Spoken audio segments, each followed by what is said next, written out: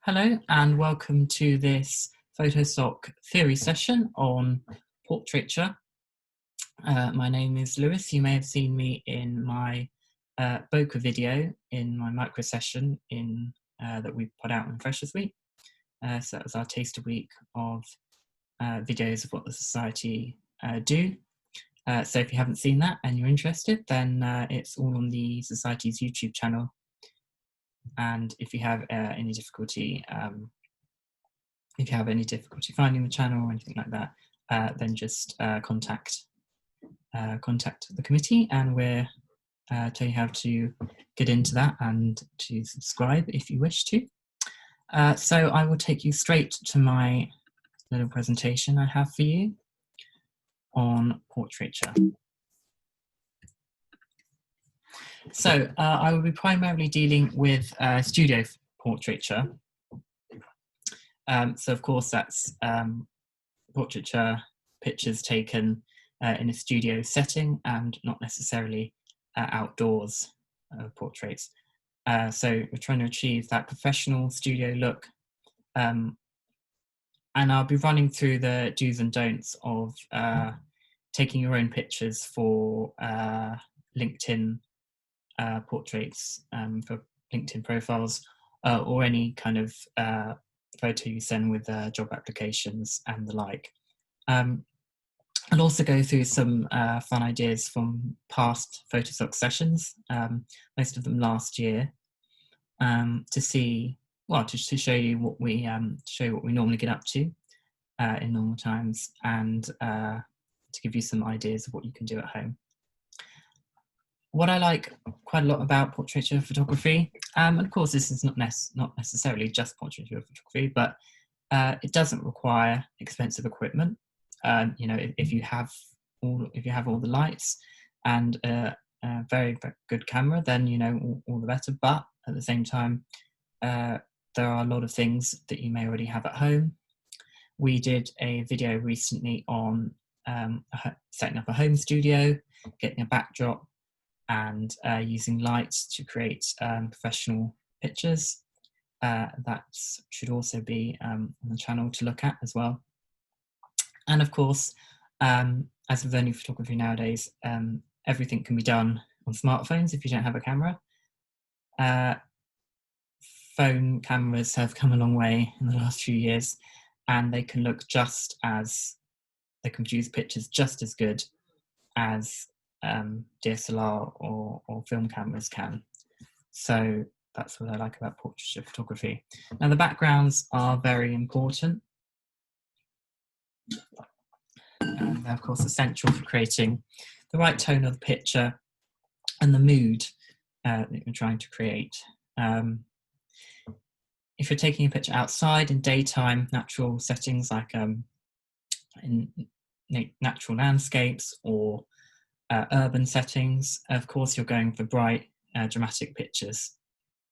But I'll be focusing more on studio photography, and in those environments, you'll be using a black cloths, backdrops made of black cloths.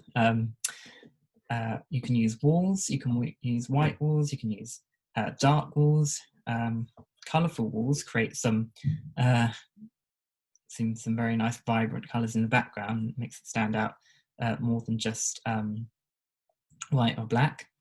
And of course, taking pictures outside at night, that can give you a lot more options actually than taking pictures in the daytime outside, because of course you have a dark place, a dark setting, so that you can bring artificial lights, and it's great for noir photography.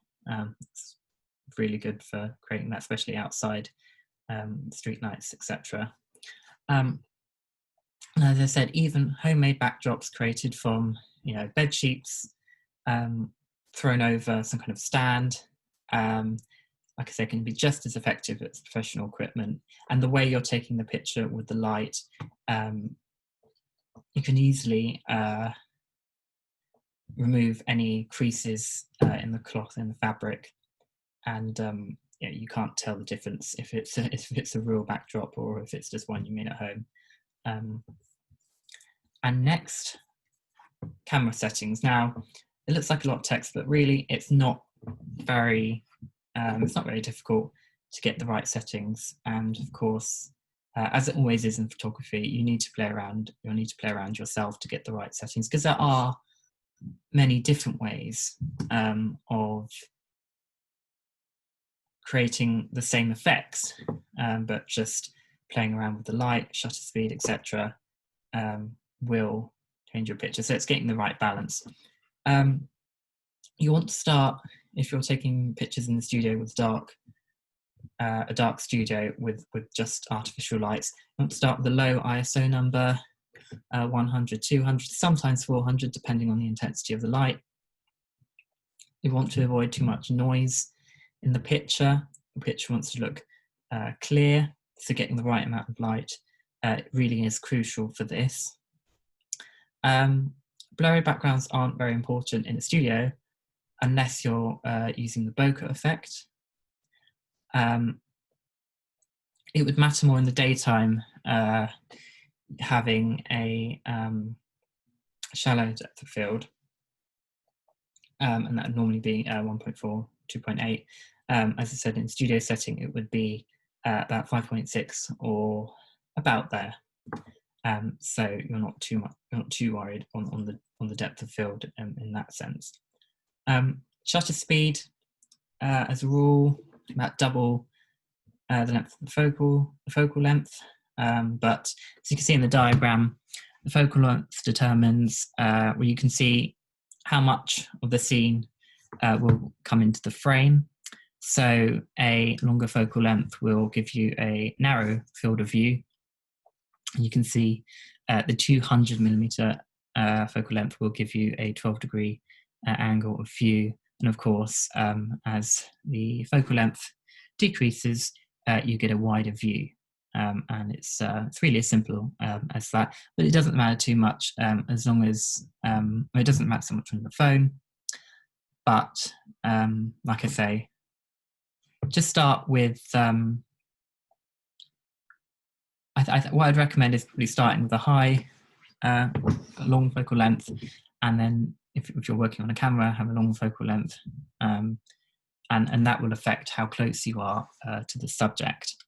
For instance, if you have 100mm focal length, you would use 1/200 for the shutter speed. Certainly recommend a tripod or a sturdy platform when taking portrait photography, because you can't tell if you have a longer shutter speed. Of course, you're going to need that tripod more, but 1/200 is good for taking pictures of people. So I would just say, as a rule, use a tripod if you can, and then it also helps with keeping a particular angle. If you find a good angle for taking a picture from, that obviously helps. Telephoto lenses basically are lenses with longer focal length, so looking at 70 to 200mm. I'll show you some pictures in a minute of the lenses I have. They're great for portraiture, particularly in outdoor settings, but a regular 50mm camera lens is good as well, and that's a lens that would that you would normally get with any DSLR camera. I've gone through those bits about the angle of view. Yes, so okay, on smartphones, a lot of smartphones have adjustable camera settings in the camera app, or you can download apps to play around with different settings that the phone will put onto the picture.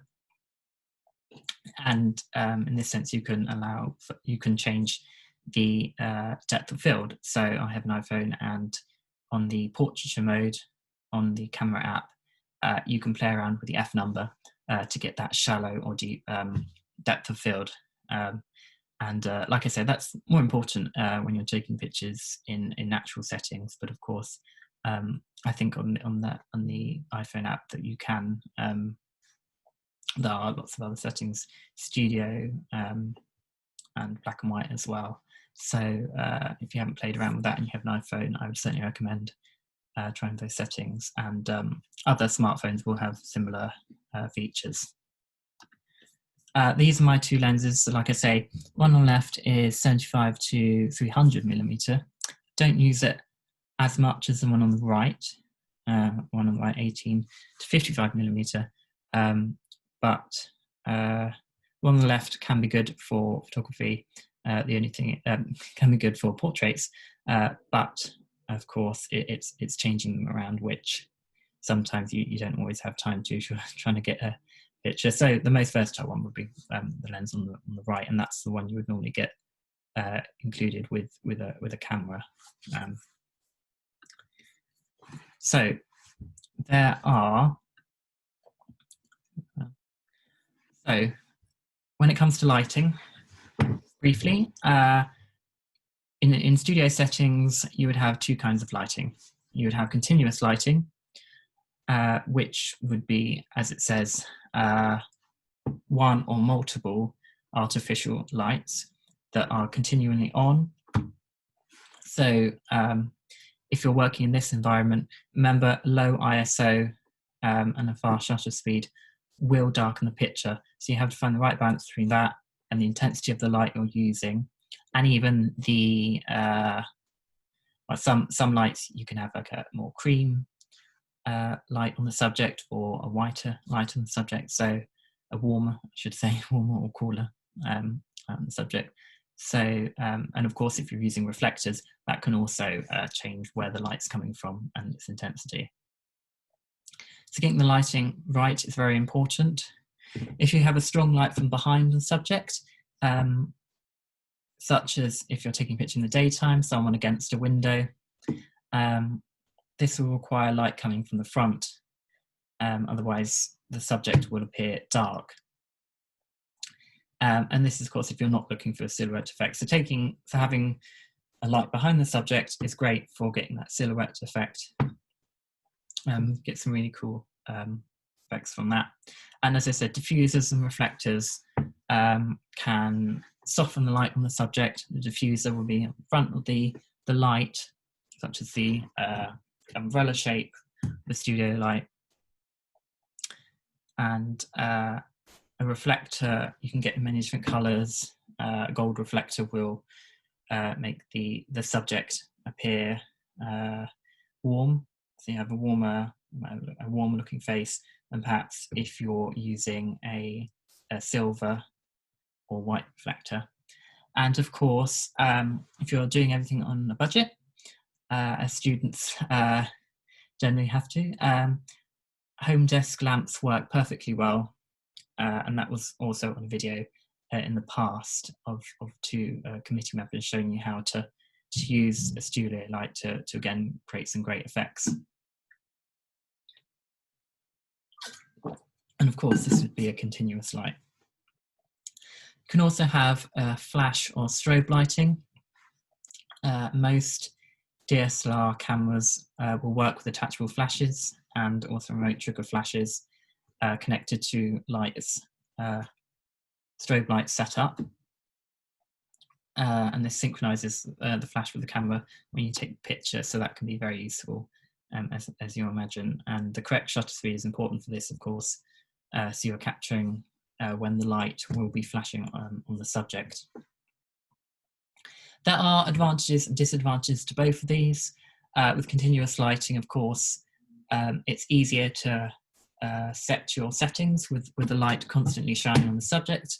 However, oh, and it's also good, of course, if you're using a phone and it's not connected to a flash, because then, of course, you can just take pictures as you please. Disadvantage of that, of course, is that you constantly have light shining in someone's eyes, and it can also get a bit hot as well if the lights are hot, and it's not always the most pleasant experience for the subject. And with the strobes, of course, not everyone can have their pictures taken with strobe lights, and also it is probably more difficult to set your settings. You have to take a few pictures just to see how it comes out with the flash. So advantages and disadvantages for both of them. So when we're thinking business-like portraits, such as LinkedIn profiles or job applications, we want simple, soft background. Of course, the subject has to be properly lit. We can't have any silhouette pictures. I think that goes without saying. But I think the key thing is that professional pictures don't need to be very solemn and serious. They're not passport pictures. They're not for your passports. And in fact, looking approachable and friendly to an employer is certainly the look you want to go for. So that's good. Just having a, let's say, an over-the-top smile, but just a friendly smile, looking approachable. You should be looking directly at the camera, and the picture should be taken eye level to the person. Of course, also goes without saying, smart workplace clothes when you're taking this picture. You want to be looking your best, basically. And only you should be in the frame, of course. And it should be a shoulders and head shot. So we shouldn't really be seeing legs. We shouldn't really just be seeing the face in the frame. We should be seeing a bit more from the chest upwards, the shoulders of the person. And of course, you know, hashtag no filter. Don't want to see any filters. It should look a natural headshot. And yeah, that's the best way to get a picture for that. And of course, it's not very difficult, really. And some more casual portraiture. This is obviously you have a lot more room for experimenting with this than professional pictures. Trying different positions with your light source, so coming from different angles, and depending on how many light sources you have. So you could have just the one light source there coming from the back of the silhouette. You have a light source coming from one side of the face, and you get darker, or obviously you get darker side of the face. I think that's really interesting, especially for when you're trying to get a mysterious shot, just one side of the face or profiles. Quite like that. So yes, so try some film noir effects. So we will have some sessions on film noir, but I can tell you at the moment that having light coming through blinds is really effective. And of course, using black and white filters if you can in the editing stage, or indeed on your cameras. Lots of cameras have these filters, or on your phone. Really easy and simple to get these really effective and great noir pictures. And also, as I said earlier, including interesting background additions such as bokeh. On the, I said, if you look on YouTube, you can see my video on that. It's quite simple, really. Fairy lights, shallow depth of field, and making sure you're in the right position from the subject. And you can get, however you focus it, you can get some great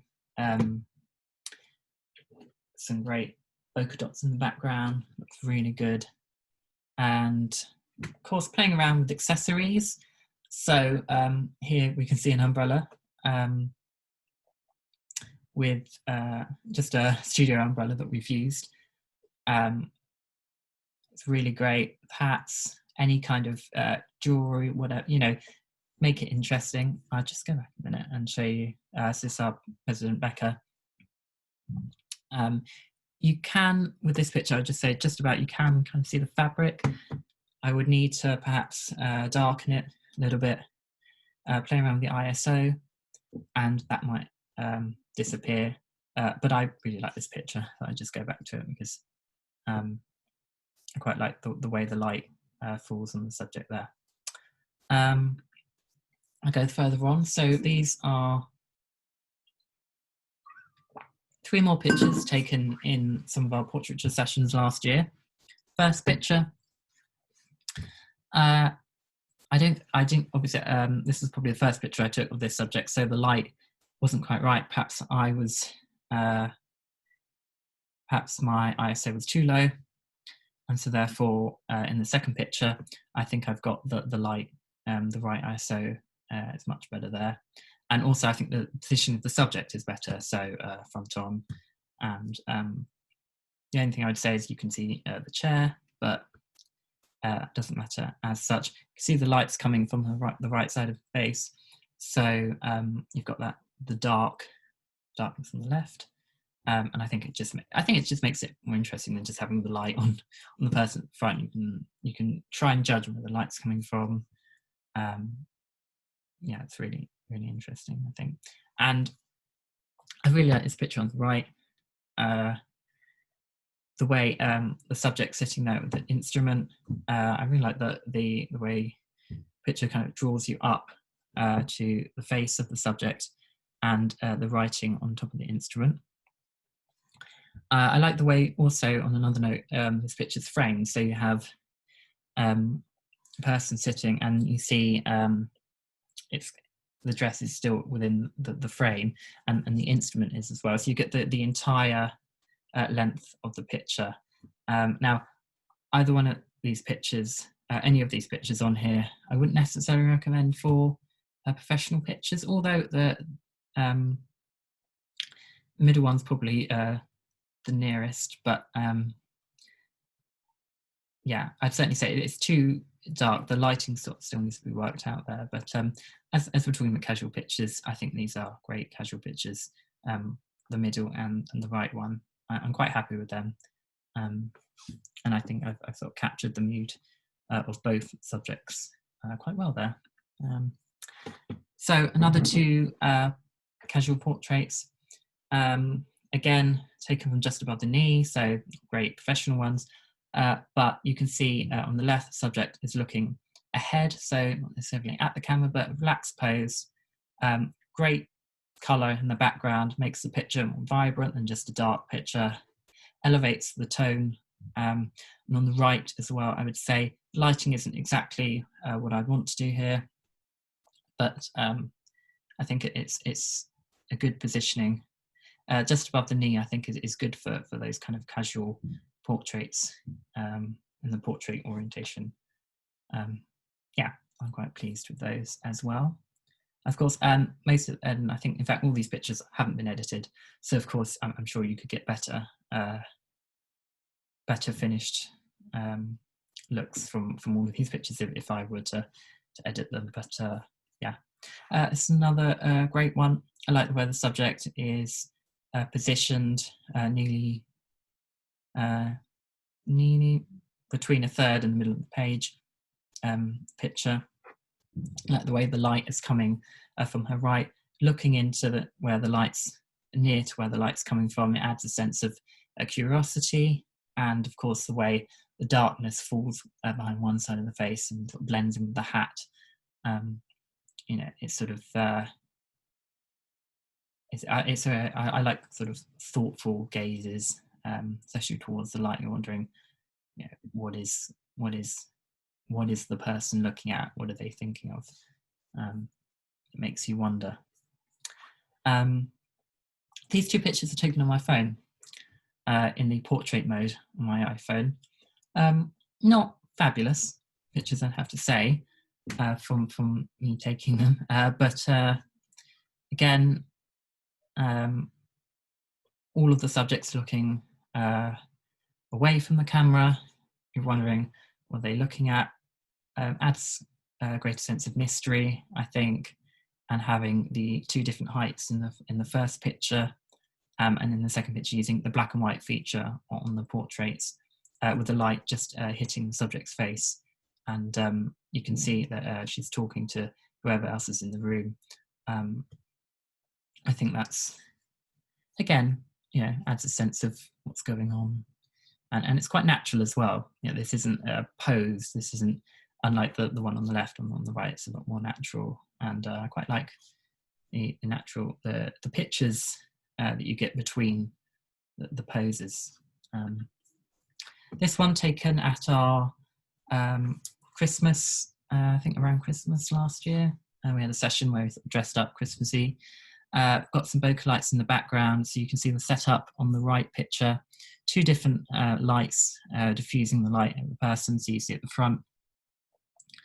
And on the left, you can see the light hitting the side of the face and coming from behind, so you have that like, dark area on the face, but that makes it quite dramatic, I think, and with the twinkling of the tinsel and the lights behind it.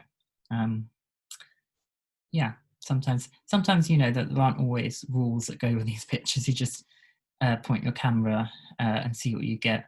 But yeah, I'm really quite pleased with these.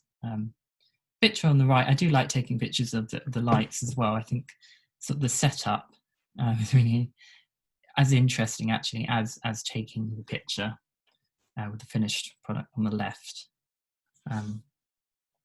Yeah, so just the bokeh, not a great bokeh effect, but you know, it made it quite Christmassy. Other cool things to try.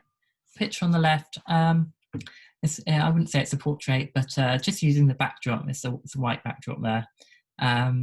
You know, playing with shadows on the cloth.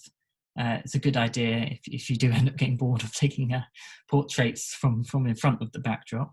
And on the right, using mirrors to, I was positioned just below the person in the mirror, so I could take a picture of the subject holding the mirror and the other person taking a picture of that person. So that's a really cool effect you can try with that. Again, it's our Vice President Tom with a projected background. What I like about this, I guess, is that of course you can create any background you want with pictures from the internet. Obviously the lighting, there isn't any other kind of lighting on it, but it's just a cool thing to try if you have a projector. You can lay any kind of cool theme over the top, and if you've got light clothing, of course, the picture comes off on you as well, and that looks quite mysterious and sort of, yeah, I quite like those pictures. Yeah. So of course, most importantly, have fun with any kind of photography. You're experimenting with any kind of art form. You're experimenting. You know, you don't always have to find a trolley to sit in. But I think we just had one in that session. But yeah, just have some fun. You know, like I say, that's what it's all about. If you've got a great coloured wall like that behind you, then think, oh, I'll take some pictures in front of that. And you know, you can take some great pictures, of course, portraits outside, but I think when you have the studio setting, you can control the lights a lot more. You can get, I think, a lot more dramatic effects in a studio setting like this. You don't need expensive equipment. You can just do it with whatever you have. And, you know, there are a lot more ways than I've shown you here. Hopefully these pictures, the gallery pictures I've just shown you, have given you some inspiration. And we will be doing, as a society over the coming year, I'm sure we'll be doing a lot more on portraiture outside at night time. And yeah, so just remember the differences between taking a formal picture and having taking a casual picture. I'll just go back to